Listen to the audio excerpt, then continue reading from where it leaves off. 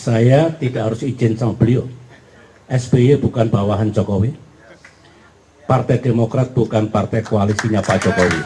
Pertama dari Demokrat itu adalah AHY. Apakah nantinya sebagai cawapres ataupun nanti di tahun ini ataupun 2024 itu adalah obsesi dari Partai Demokrat gitu. Tetapi kan bagaimanapun juga sih obsesi itu tidak ditentukan sendiri oleh Partai Demokrat. Kita lihat situasi dan kondisi yang berkembang di masyarakat maupun di dunia politik kita.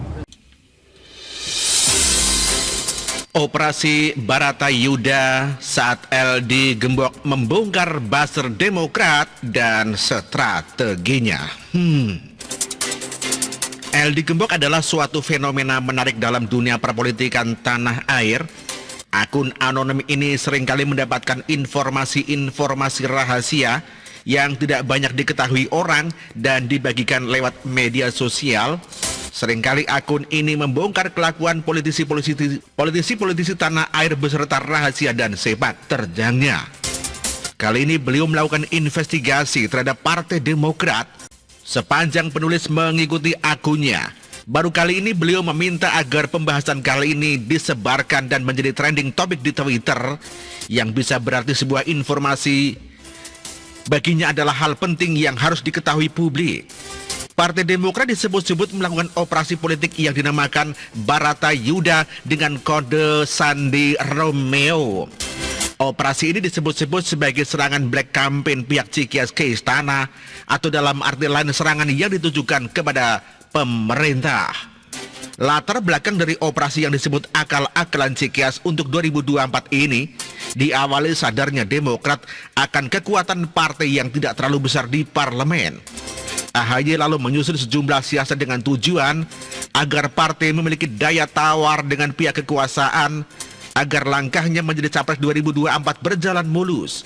Langkah-langkah Demokrat yang dilakukan akan dijelaskan oleh di Gembok. Langkah-langkah Demokrat yang akan dilakukan dan dijelaskan oleh di Gembok ada 6 hal. Berikut langkah-langkah itu. Yang pertama, Demokrat akan berusaha supaya aturan presiden threshold diubah menjadi 0%. Hal ini karena Demokrat takut jika ditinggal sendirian tanpa koalisi seperti Pilpres 2019. Yang kedua, Demokrat akan berusaha seolah-olah sebagai pihak yang menolak Undang-Undang Cipta Kerja di hadapan masyarakat. Kejadian ini kita kenal dengan insiden Puan Maharani yang mematikan mic saat pembahasan sudah memasuki tahap akhir. Demokrat di situ melakukan drama dan terlihat begitu ngotot berbicara, padahal pembahasan sudah berlangsung lama, di mana Demokrat sebelumnya tidak ada upaya mendesak pencabutan. Yang ketiga adalah bagaimana caranya agar Pilkada dan Pilpres tidak serentak dilaksanakan tahun 2024. Ini agar Demokrat bisa membangun popularitas dan elektabilitas di daerah sehingga lebih siap saat Pilpres 2024. Strategi memperpanjang permainan ini sudah lazim dalam dunia politik. Keempat adalah mengembuskan pesimisme soal COVID-19. Demokrat seringkali menghujat pemerintah terkait penanganan COVID. Jika hal ini memang dilakukan Demokrat, maka penulis cuma bisa geleng-geleng kepala, karena di tengah penderitaan masyarakat Demokrat malah bermain politik. Yang kelima adalah menyerang istana lewat aksi FPI dan 212. FPI memang sudah bubar, tetapi suara simpatisan mereka masih bisa digunakan untuk suara di Pileg dan Pilpres. Maka jangan kaget jika nanti Demokrat membela yang dilakukan FPI dan ormas radikal lainnya, khususnya HTI.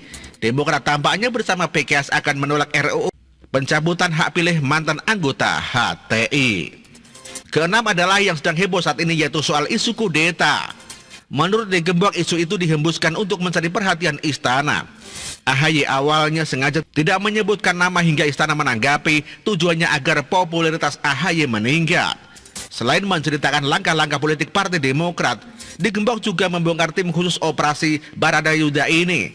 Awal terbongkarnya adalah saat kader Demokrat Hasbil Mustaqim Lubis, sekretaris DPP Partai Demokrat, aktif melakukan black campaign kepada Jokowi. Setelah ditelusuri, di Gembok menemukan sebuah grup yang berisi para buzzer Demokrat yang mendapat pesanan dari Demokrat untuk melakukan black campaign. Antara lain adalah Ende Sumantri sebagai koordinator, yang kedua adalah Hilmi Al-Fauzi dan Edo Aldino sebagai admin grup buzzer. Andy Sumantri ternyata adalah bagian daripada tim khusus media sosial yang menjadi anggota Operasi Baratayuda pimpinan AHY dan di bawah komando Osi Dermawan. Osi Dermawan adalah Waksekjen DPP Partai Demokrat yang langsung bertanggung jawab kepada AHY untuk masuk ke grup mereka maka harus menggunakan sandi khusus yaitu Romeo. Agenda mereka adalah merumuskan konten yang akan disebar di media sosial, termasuk konten kampanye hitam khusus untuk menyerang istana. Selain Osi Dermawan, tim utama AHY berisi anggota-anggota sebagai berikut. Andy Sumantri sebagai koordinator buzzer, Niluh Putu Kausa sebagai deputi komunikasi dan media massa Kogasma, Tommy Satriotomo sebagai tim konsultan politik AHY. Yang terakhir yaitu Yoyo Budianto sebagai deputi media sosial Kogasma. Osi yang setiap hari berkantor dan menjadi pendamping SBY adalah pembisik yang lihai. Dari kepalanya isu-isu yang akan diangkat Demokrat dilimparkan dengan mengatasnamakan SBY, termasuk kampanye hitam yang seringkali menyerang istana. Tim mereka juga memiliki grup khusus narasi dan konten kreator, juga grup ternak akun yang menghasilkan isu yang siap disebar oleh tim buzzer. Setiap hari tim ini memberi perintah kepada influencer Demokrat terkait isu yang harus disebarkan. Demikian hasil investigasi LD Gembok terhadap Demokrat, buzzer dan strateginya. Jika benar maka artinya hampir semua partai politik memiliki buzzer masing-masing. Penulis menjadi teringat tahun 2013 Anies Mata ketua PKS pernah berkata bahwa buzzer PKS siap berkampanye di media sosial. Jadi kalau ada partai yang teriak tertibkan buzzer seperti saat kasus Permadi Arya, itu dipastikan bukan berarti mereka anti buzzer, tetapi mereka sedang berusaha mematikan buzzer lawannya agar buzzer mereka bisa leluasa menguasai media sosial. Begitulah kura-kura. Artikel ini ditulis oleh Jaya Wijaya. Terima kasih.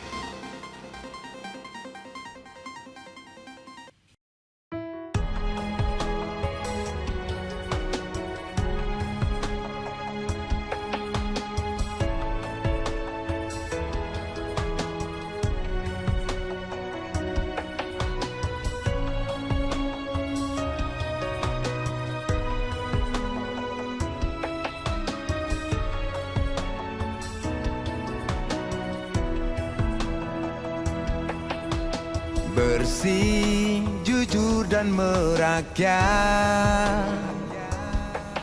berbuat demi masa depan kami.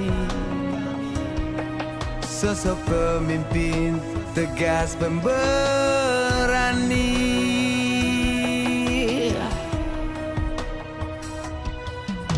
kamu tidak tergantikan. Terbukti baktimu untuk negara Indonesia Timur bersuara.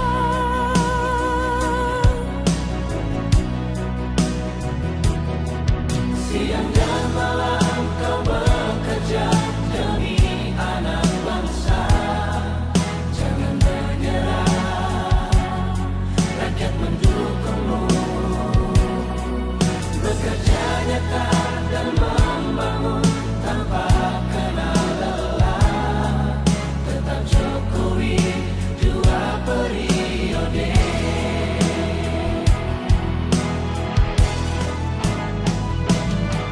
Ayo Jokowi, rakyat mencintaimu.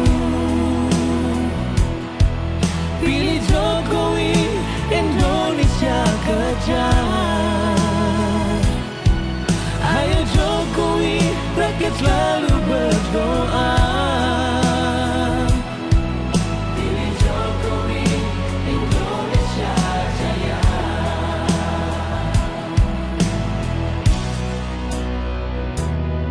Siang dan malam kau bekerja demi anak bangsa. Jangan menyerah, rakyat mendukungmu. Bekerja nyata